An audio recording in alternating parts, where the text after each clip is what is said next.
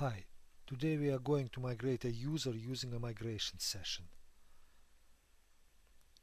We will go to migration and create a new session.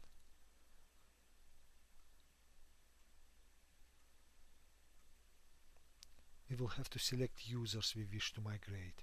I already created an OU with a couple of objects. If I select the entire OU, all objects will be selected, but I want to migrate 2 users only, so I will have to select them explicitly. I could use an import file and import the selection. The knowledge base article has information about the syntax of such a file, or you can just export the selection and you will get the syntax. And now I will have to specify the destination, the target OU. I don't want to migrate the entire OU with the OU structure, so I will select migrate as flat list. I want my objects to be merged and moved to the destination OU. If I don't want this, I will select the second option. And if I don't want to merge into any objects, I will select the third option. In this case, the tool will not do anything if it finds an existing target object. Migrating the security descriptor when doing Active Directory migration is not needed usually. Seed history is useful. Group options. This option applies to groups only. When migrating users, I don't touch this option.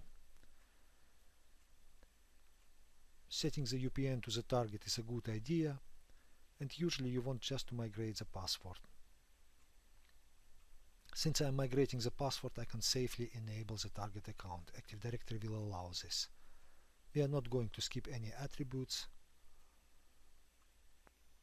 If we have multiple agents, I can select any agent. This is very useful if I have, for example, synchronization running. I would definitely want to use another agent. I can run this migration in test mode if I am not familiar with the tool, but I will just try to migrate users for real. Migration might take a few minutes depending on how many objects we have selected for migration, and usually initializing takes some time, but migration itself moves pretty fast.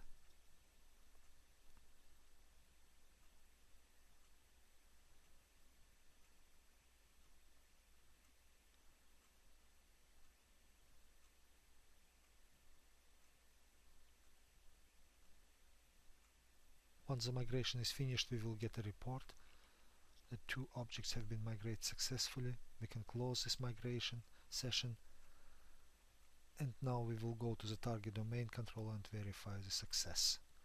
I will refresh my OU, and here I can see 2 migrated accounts.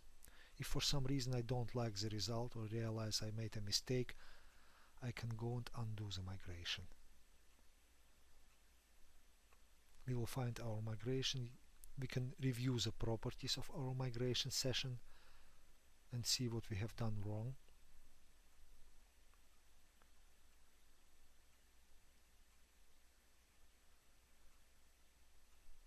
And then we can right mouse click on our migration session and we can undo the migration. When undoing the migration, we can select one user, a couple of users, all users. In this case, I'm going to undo one single user.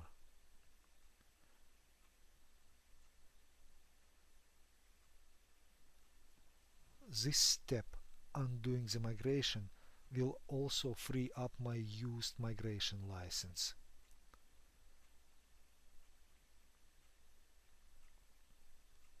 When you undo a migration, it gives you the license back. Undo was successful. Now we will go to the target domain and refresh our OU.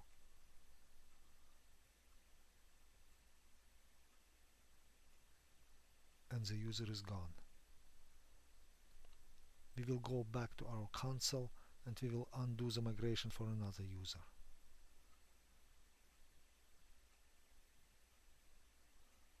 Once more, if the user was not merged into existing object, then undoing the migration will not only remove the account from Active Directory, it will also free up the migration license. Undoing was successful, and if we go to the target domain and refresh our OU, the object is gone.